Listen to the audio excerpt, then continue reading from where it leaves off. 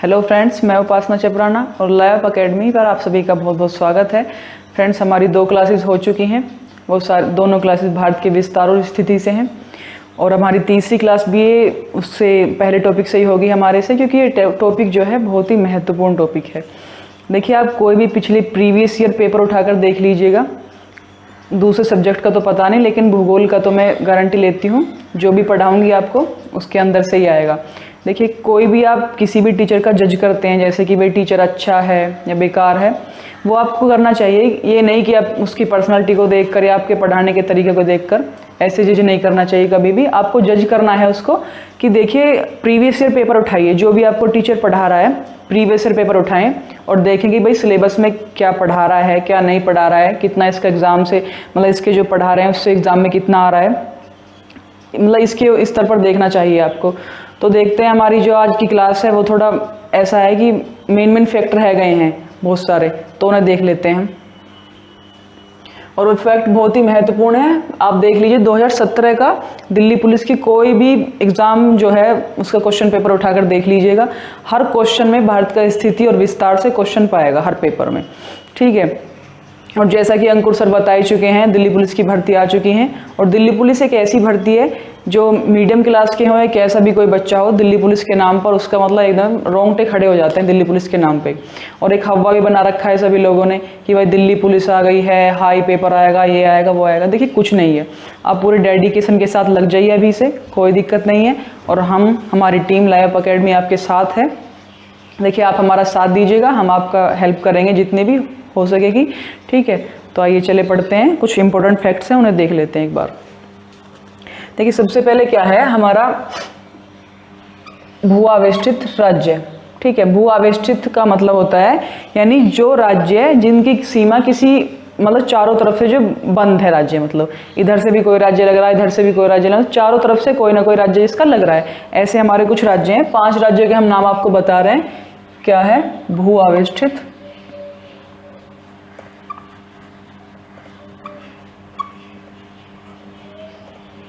भू आवेष्टित राज्य।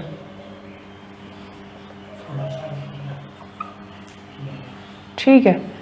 अब भू आवेष्टित राज्य में हमारे आएंगे सबसे पहले एमपी है, दूसरे नंबर पे है हमारा छत्तीसगढ़,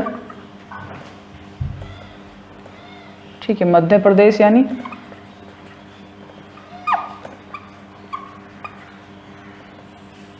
छत्तीसगढ़,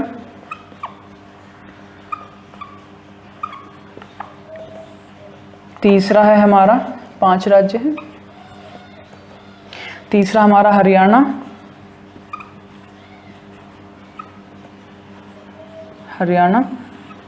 चौथा है हमारा झारखंड,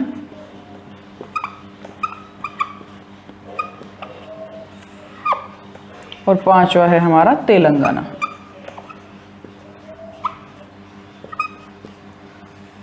ठीक है। ये 5 राज्य ऐसे हैं, मध्य प्रदेश, छत्तीसगढ़, हरियाणा, झारखंड और तेलंगाना, जिसकी जो बाउंड्री है बिल्कुल लोकेटेड है। यानी मान लीजिए ये हमारा, देखिए ये हमारा इंडिया हो गया, ये प्रायद्वीपीय भारत है। यहाँ लगभग यहाँ बिल्कुल बीचों बीच ये मध्य प्रदेश है। तो इधर इसके उत्तर प्रदेश, यहाँ इसका राजस्थान हो जाएगा, इधर गुजरात, नीचे से मध्य प्रदेश के नीचे महाराष्ट्र वगैरह, गुजरात, ये सब मिल रहे हैं। तो ये है सारा लोकेट, मतलब बिल्कुल बंद है एकदम से राज्य। फिर इसके बाद छत्तीसगढ़ भी इधर को आ जाएगा। तो आपको मैप में देख लीजिएगा, बिल्कुल ये सिंपल क्वेश्चन आते हैं, सीधे सीधे क्वेश्चन आएंगे इससे कि भारत का आपको ऑप्शन दे देंगे भाई, चार ऑप्शन दे दिए, एक इनमें से दे देगा और 4 राज्य कोई से अलग दे देगा, ठीक है। तो आपको पता चल जाएगा कि भाई छत्तीसगढ़ दे रखा ऑप्शन में, तो छत्तीसगढ़ हमारा भू आवेष्टित राज्य है, कोई सा भी है, ठीक है। इसके बाद देखते हैं हमारी जो अंतर्राष्ट्रीय सीमा वाले राज्य हैं। अंतर्राष्ट्रीय सीमा,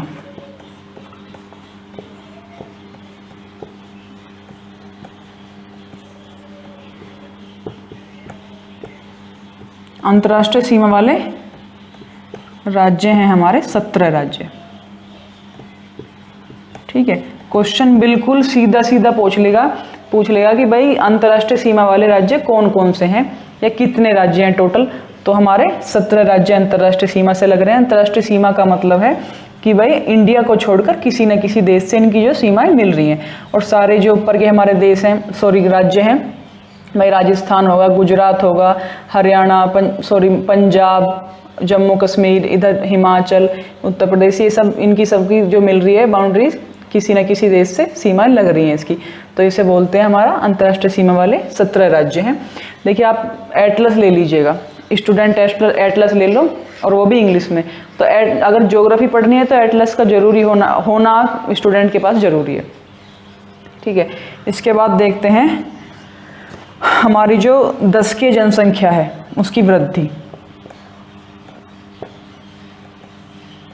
दशकीय जनसंख्या की वृद्धि दर क्या है, ठीक है। तो वृद्धि दर क्या है इसकी, भाई इससे क्वेश्चन जो है बिल्कुल सीधे पूछे जाएंगे, बिल्कुल सीधे।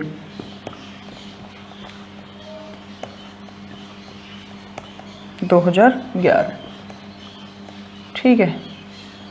ये हमारी जनगणना 2011 में हुई थी अभी लास्ट, तो इसके हिसाब से हमारा जो डाटा है वो है 17.7% हमारी जनसंख्या वृद्धि दर है, ठीक है, दशकीय जनसंख्या वृद्धि दर। ये जो क्वेश्चन, ये जो आज हम पढ़ रहे हैं, ये क्वेश्चन बिल्कुल सीधे सीधे क्वेश्चन आएंगे पेपर में, ठीक है। इसके बाद देखते हैं हमारा लिंग अनुपात क्या है। लिंग अनुपात है हमारा 943 प्रति हजार पुरुष,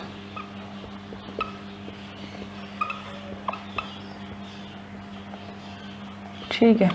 और ये डाटा भी बदल चुका है, अब है 952, ठीक है।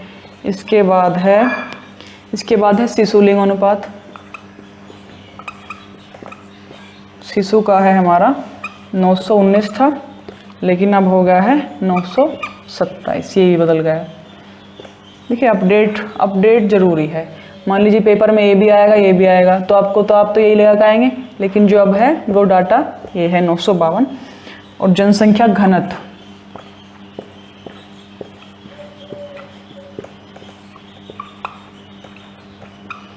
बहुत इंपॉर्टेंट क्वेश्चन है। जनसंख्या घनत्व है 382 था पहले प्रति व्यक्ति, ठीक है, सॉरी प्रति वर्ग, प्रति हजार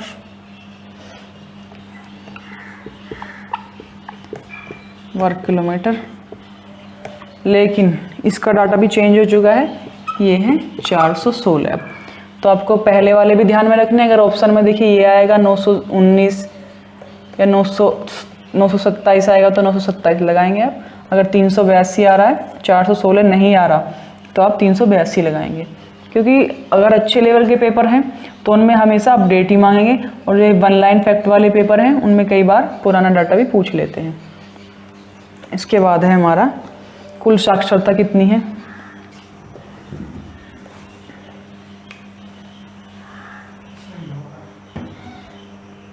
इसके बाद है कुल साक्षरता।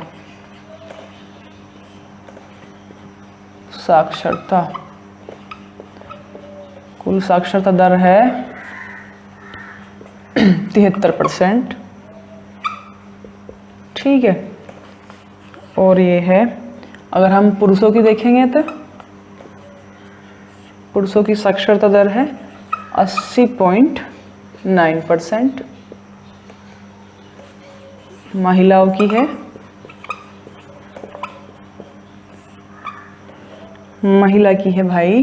64.6%। अब हमारा जो एसटी हैं और एससी हैं, एससी यानी जाति, अनुसूचित जाति,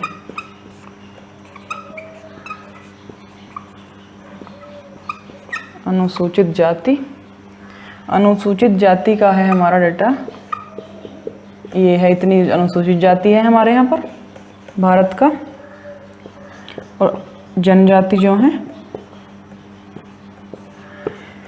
राइटिंग थोड़ी खराब है पर भाई एडजस्ट कर लियो, 8.6% है, ठीक है।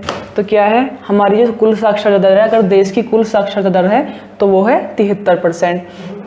और उनमें से अगर देखते हैं कि भाई पुरुष कितने हैं, पुरुष कितने साक्षर हैं हमारे, तो वो है 80.9%। महिला है तो महिला है 64.6%।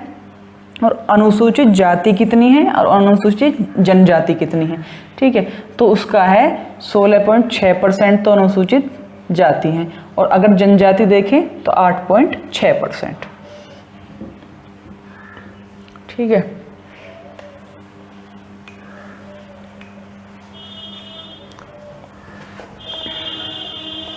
अब इसके बाद देखेंगे भाई कि जो टोटल द्वीप हैं, टोटल जो हमारे द्वीप हैं कितने हैं। टोटल द्वीप हैं हमारे 247। भाई आज की जो क्लास है देखिए इतनी महत्वपूर्ण है कि इससे जितना मान लीजिए मैंने लिखवा दिया भाई टोटल द्वीप कितने 247, तो भाई क्वेश्चन पेपर में बिल्कुल सेम ऐसे रखाएगा। अगर क्वेश्चन आता है यहाँ से तो भाई कितने टोटल द्वीप हैं भारत में, तो 247 टोटल द्वीप हैं। ठीक है। और नया डाटा है ये भी कि राष्ट्रीयकृत बैंक कितने हैं। राष्ट्रीयकृत बैंक, बैंकों की संख्या, राष्ट्रीयकृत बैंक है हमारे 12। अब आपका जो भाई फर्ज बनता है वो है कि आप उन 12 बैंकों का देखेंगे कि भाई 12 बैंक कौन कौन से हैं। ठीक है। और टॉप मोस्ट 3 बैंक कौन से हैं ये भी पूछ लेते हैं, और किसका किसमें मर्ज हुआ है, भाई कौन सा बैंक किसने किसका विलय हुआ है किसमें, ये आपका कर्तव्य है। देखिए अब ऐसा तो है नहीं कि सब आपको परोस के दे देंगे, कुछ तो थोड़ी बहुत मेहनत आपको भी करनी पड़ेगी, जब भी तुम्हारा दिमाग चलेगा। ठीक है। ये नौकरी भी तो तुम्हें लेनी है। तेल शोधनशाला कितने हैं, तेल शोधनशाला है हमारी 22। ठीक है। 22 तेल शोधनशाला है, यानी जहां से तेल निकाला जाता है। और राष्ट्रीय राजमार्गों की संख्या कितनी है, राष्ट्रीय राजमार्ग, राष्ट्रीय राजमार्ग है हमारे जो डाटा है सरकार की तरफ से 266। ठीक है। बड़े बंदरगाह कितने हैं,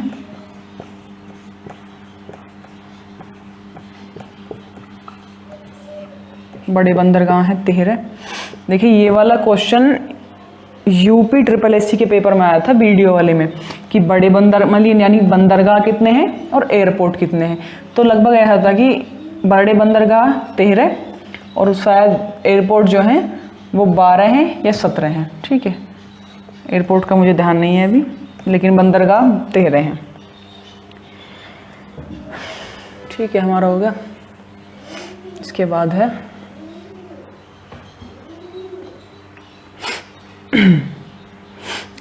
है हमारी संसद कि संसद कैसी है भी भारत की, तो वो है द्विसदनात्मक, द्विसदनीय है। द्विसदन का मतलब है भाई इसमें कि भाई राज्यसभा और इसके बाद लोकसभा।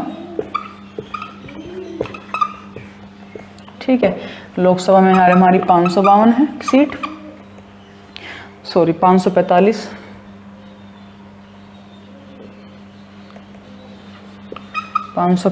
हैं, अधिकतम 552 हो सकती हैं, और इसके अंतर्गत राज्यसभा में 245 सीट है। और इसका क्या है 84वां संविधान संशोधन 1993, 84वें अमेंडमेंट,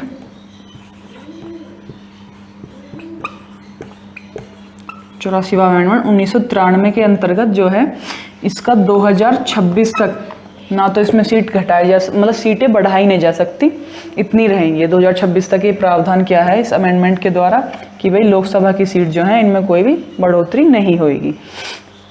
इसके बाद देखते हैं जो भारत है। देखिए आज जो हमारी क्लास है आप समझ में ही नहीं सकते कितनी महत्वपूर्ण है, क्योंकि इसका एक क्वेश्चन अपने आप में बहुत महत्वपूर्ण है। देखिए मेरा 2017 में दिल्ली पुलिस का एग्ज़ाम दिया था मैंने, 6 दिसंबर का था शायद मेरा पेपर। तो उसमें मैंने एक इतनी बड़ी गलती करी है जिसका भुगतान मुझे 3 साल हो गए करते करते। ठीक है। हुआ क्या था कि मेरा एग्ज़ाम था, काफ़ी प्रेशर था ऊपर की, ये था कि भाई नंबर लाना है, इसमें नंबर लाना है। नंबर लाने वाले की जिद जो है ना, बहुत ही घटिया जिद है वास्तव में, ठीक है। जो भी एग्ज़ाम देना है आपको बिल्कुल फ्रेश मूड से दीजिए, ये नहीं कि भाई इसी में लेना, इसी में, भाई बिल्कुल नहीं होएगा, ठीक है। क्या हुआ मेरे साथ, एक ट्रेजेडी हुई कि भाई मुझे जो पेपर में ही बुखार हो गया वहाँ पे, ठीक है। और उसके बाद एक क्वेश्चन आया जो ज्योग्राफी से कि भाई मतलब जो भारत का अक्षांश विस्तार, जो मैंने आपको उस दिन बताया था कि यहाँ से ये हमारा अरुणाचल प्रदेश, इधर गुजरात, यहाँ था 68 डिग्री 7 मिनट और इधर 97 डिग्री 25 मिनट, ठीक है। अक्षांश विस्तार था ये।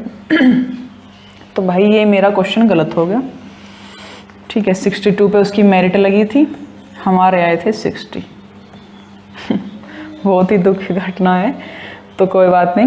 देखिए जो मैंने गलती करी आप कोई मत करिएगा, जो भी फैक्ट है उन्हें बिल्कुल, देखिए ये नहीं है कि आप पूरी किताब पढ़ लीजिए बार बार नया नया टीचर का, नहीं, जो भी आपका है वो रिवीजन करने का सबसे महत्वपूर्ण पॉइंट है इसमें। किसी भी पेपर में अगर नंबर लाना है, रिवीजन बहुत ही महत्वपूर्ण है।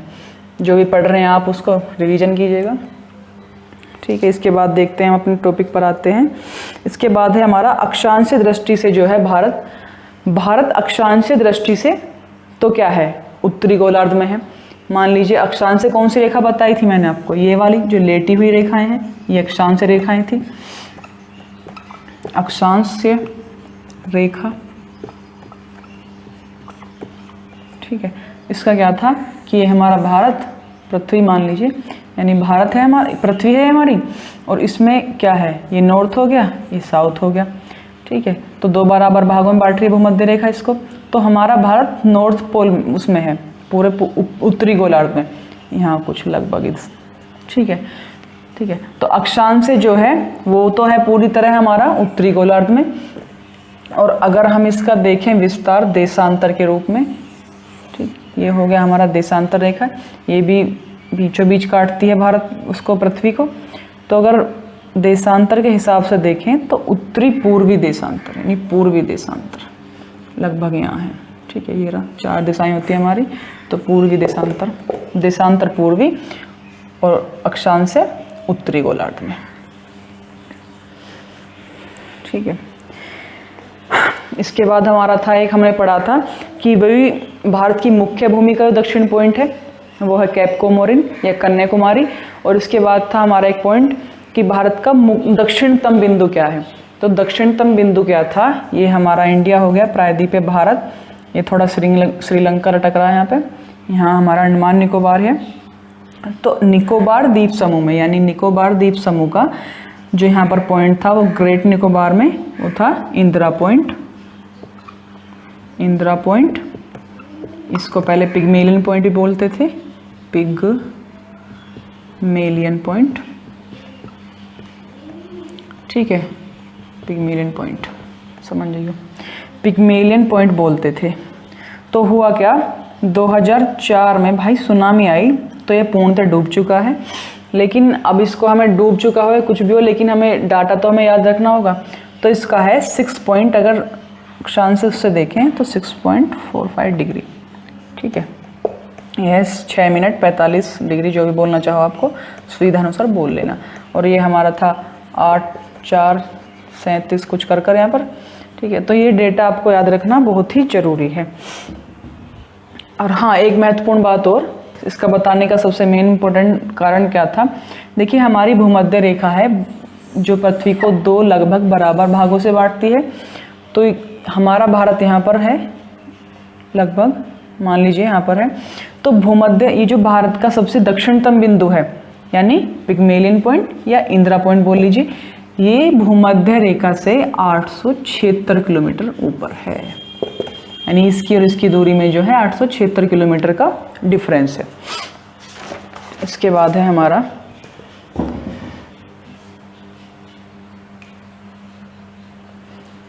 आज पूरा भारत के बारे में ओवरव्यू ले लेंगे, थोड़ा आपको भी लगेगा आज की क्लास में कि हाँ भाई थोड़ा सा पढ़ने का हमने आज, ठीक है। इसके बाद है हमारा ये प्रायद्वीपीय भारत, इधर हमारा अरेबियन सी है यानी अरब सागर है, ये पता होना चाहिए कि भारत के दाएं बाएं क्या है क्या नहीं है। इधर हमारे बंगाल की खाड़ी है और की है यू बंगाल की खाड़ी, ठीक है। और ये दोनों जो हैं हिंद महासागर है, ये हिंद महासागर, हिंद महासागर के दोनों पार्ट हैं। इसके पश्चिमी भाग को अरब सागर या अरेबियन सी बोलते हैं और इसका पूर्वी जो भाग है उसे Bay of Bengal. Bay of Bengal में एक बहुत महत्वपूर्ण डेल्टा है, विश्व का सबसे बड़ा डेल्टा सुंदरवन डेल्टा। इससे भी बहुत क्वेश्चन आते हैं। यहाँ पर एक गाय पाई जाती है, उसके वहाँ से क्वेश्चन उठता है कई बार। इसके बाद देखते हैं हमारा कि भाई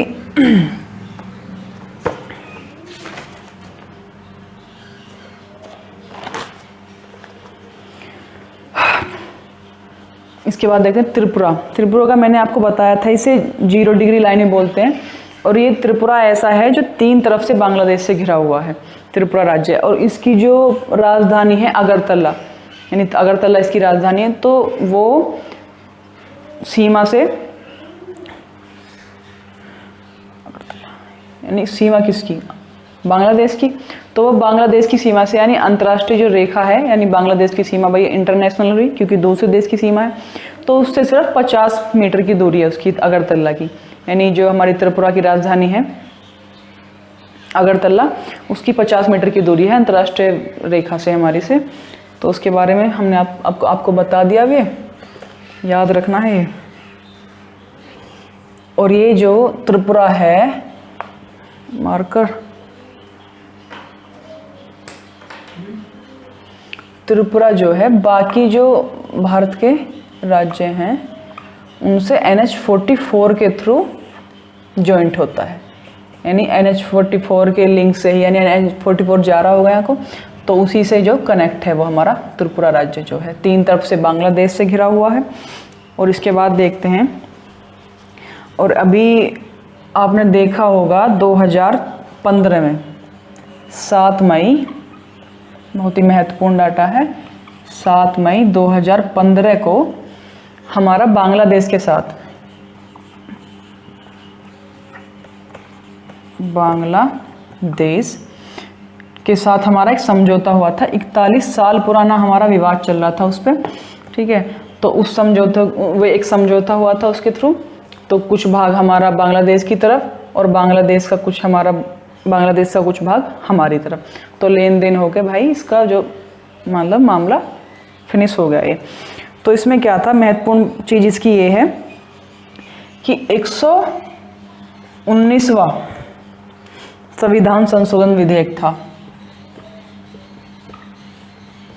जिसके थ्रू इसको बिल को पास किया गया। 119वां संविधान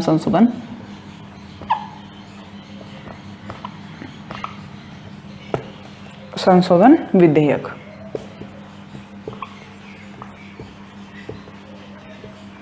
ठीक है। और संशोधन कौन सा था? ये संशोधन था 100वां संशोधन था। ये बहुत ही महत्वपूर्ण चीज है, ठीक है। संविधान संशोधन विधेयक कौन सा था और संविधान संशोधन कौन सा था? ये अमेंडमेंट है और ये बिल है। इसके थ्रू हमारी संसद में जो बिल पास होते हैं उसे विधेयक बोलते हैं। और ये कौन से नंबर का था? ये वो है कि भाई 100वां ये विधेयक था। और इसके साथ ही हम एक बहुत महत्वपूर्ण जो है, जहाँ से क्वेश्चन बिल्कुल सीधा आएगा, वो है कुछ राज्य हैं उनके गठन के बारे में देख लेते हैं हम कि भाई किसका गठन कब हुआ और किस वर्ष हुआ। तो सबसे पहले देखिए, हमारा राज्य है जम्मू कश्मीर। अब इसका नया डाटा आपको पता है, लद्दाख। इनका दोनों का है 31 अक्टूबर 2019, ठीक है। इसके बाद है हमारा चंडीगढ़।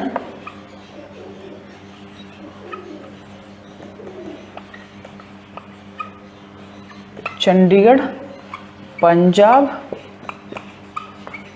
और हरियाणा, HARYANA, हरियाणा। इनका गठन हुआ 1966 में। ठीक है। इसके बाद है उत्तर प्रदेश और तमिलनाडु। इनका कब हुआ? 1950 में इनका गठन किया गया।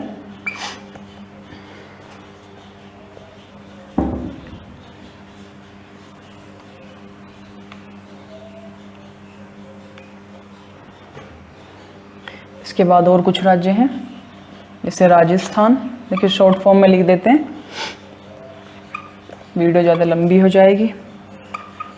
मध्य प्रदेश है, ये वेस्ट बंगाल है, ये अरुणाचल प्रदेश है, सॉरी आंध्र प्रदेश है, ये आंध्र प्रदेश। इसके बाद है हमारा कर्नाटक, इसके बाद है केरला, और इसके बाद है लक्षद्वीप,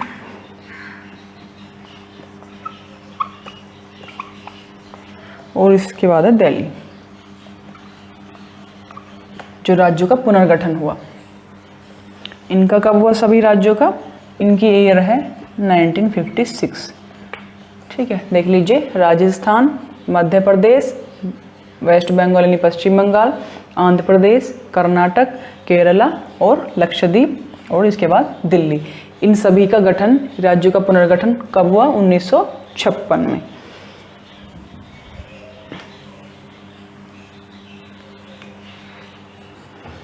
अब हमारे अगले राज्य हैं गुजरात। ठीक है, गुजरात और महाराष्ट्र।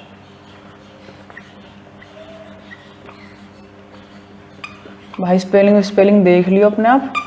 ठीक है, इनका हुआ 1960 में, गुजरात का और महाराष्ट्र का।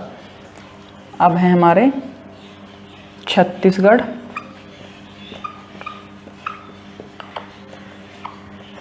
झारखंड,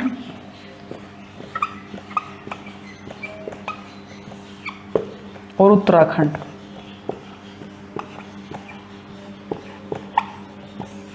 इन तीनों का हुआ 2000 में। क्या ईयर थी? 2000। ठीक है, इसके बाद है, यहाँ देख लेते हैं, बिहार, और हमारा है उड़ीसा।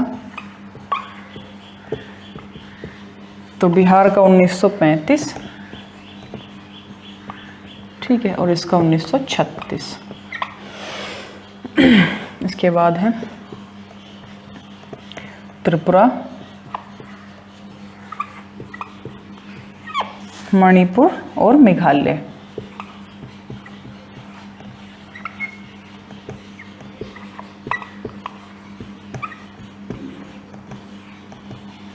इनका 1972 में। देखिए बोर्ड थोड़ा छोटा है, इस वजह से बार बार रफ करना पड़ता है। आपका साथ बना रहा तो हर चीज़ एकदम तरीके से व्यवस्थित हो जाएगी। इसके बाद हमारा देखते हैं गोवा।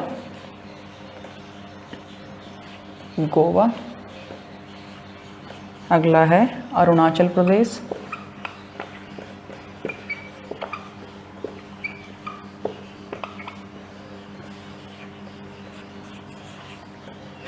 इसके बाद है मिजोरम,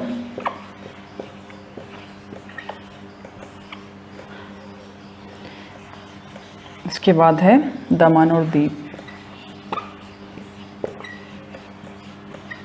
इन सभी का हुआ हमारा 1987 में, 1987 में इन सभी का गठन हुआ हमारा। इसके बाद थोड़े से राज्य बचे हैं। अब अगला देखते हैं सिक्किम,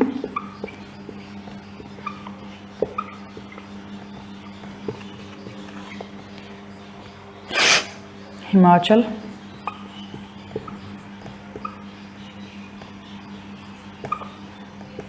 सिक्किम का और हिमाचल प्रदेश का हुआ 1971 में। ठीक है, 1971 में इसका हुआ। और एक हमारा बच गया तेलंगाना।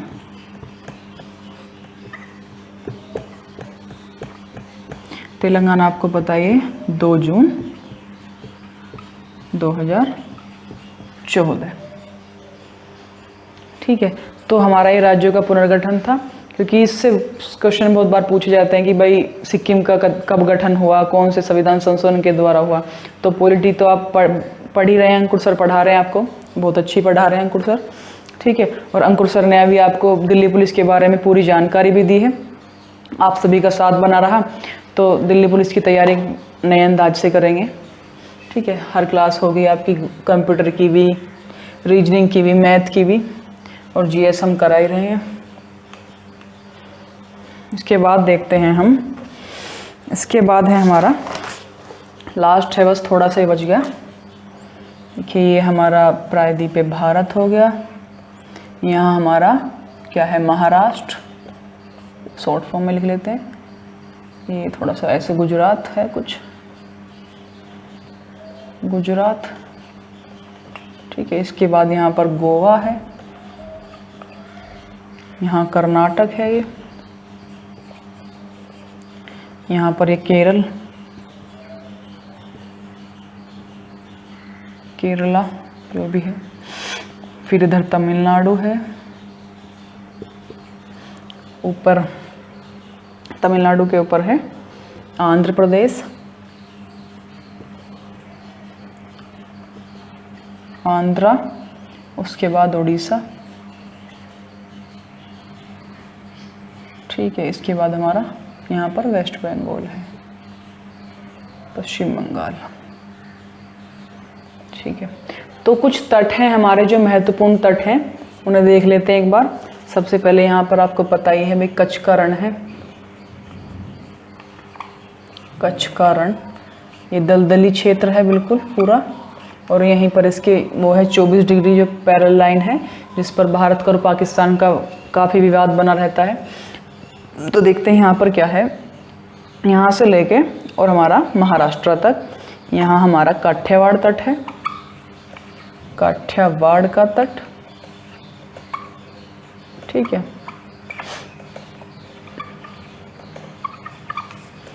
महाराष्ट्र तक। अब महाराष्ट्र से गोवा तक कोंकण है, कोंकण तट। गोवा से कर्नाटक तक है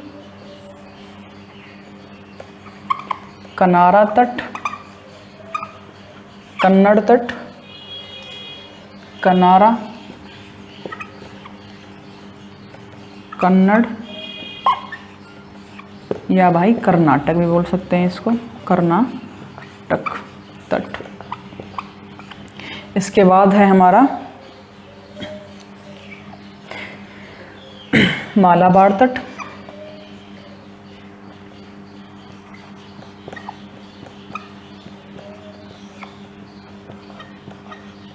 तो ये तो हमारे पश्चिम भारत के जो हैं तट हो गए सारे। इसके बाद देखते हैं हमारा पूर्वी भारत के, ये हमारा कोरोमंडल तट हो जाएगा। देखिए आपको आइडिया होना चाहिए कि बस भाई कहाँ से कहाँ तक, मान लीजिए कोई पूछे आपसे कि कर्नाटक से केरल तक कौन सा तट है, या कर्नाटक से गोवा तक कौन सा तट है, तो आपको पता होना चाहिए कि कनारा, कन्नड़ या कर्नाटक या मालाबार तट। तो यहाँ कोरोमंडल तट हो गए। इसके बाद है हमारा आंध्र प्रदेश तक है, ये कौन सा है भाई, सरकार तट, सरकार तट बोलते हैं इसको, उत्तरी सह्याद्री, उत्तरी सरकार तट। फिर उत्कल है, और इसके बाद है वेंगा, वेंगा तट। ठीक है, ये हमारे सारे जो हैं, या हमारे तट कंप्लीट हो गए हैं। और लगभग जो हमारा ज्योग्राफी का पहला जो टॉपिक है हमारा कि भारत की स्थिति और विस्तार, सारा हमारा कंप्लीट हो चुका है। ठीक है, अगर वीडियो अच्छी लगे, लाभकारी लगे, तो चैनल को सब्सक्राइब और वीडियो को लाइक और शेयर करना ना भूलें। धन्यवाद।